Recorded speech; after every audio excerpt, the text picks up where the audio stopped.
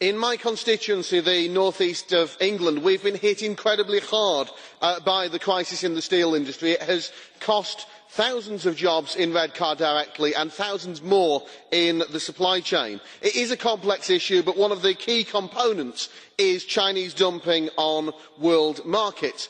So in terms of trade defence instruments, I suppose the decision that's facing the UK in 15 days' time is, do we do these things ourselves in the UK, or should they continue to be done at EU level? And indeed, would it even change anything? Because the EU anti-dumping rules are very much based on the WTO anti-dumping rules. And you know what? I agree to an extent with my North East colleague Jean-Claude Darling, who says that we have been far, far, far too slow.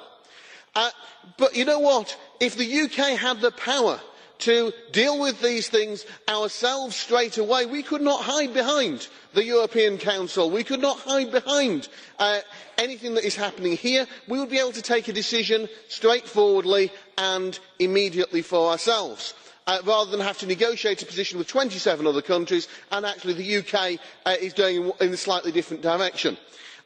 America dealt with this very quickly. It slapped on a huge tariff on imported steel, and it was able to protect its industries. We should have been able to do the same.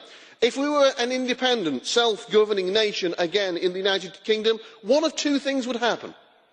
Either the Conservative government would take action, it would protect our industry, it would put on those tariffs for itself, and we would save those jobs in the UK, or the government would sit on its hands, refuse to help its own industry, in which case we could jolly well vote them back out again in a couple of years' time at the next general election.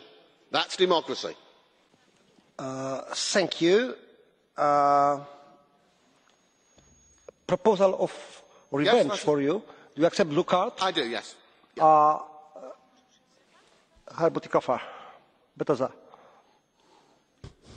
Colleague, you said if the UK had the power to decide on its own, it would not be stopped by the other 27.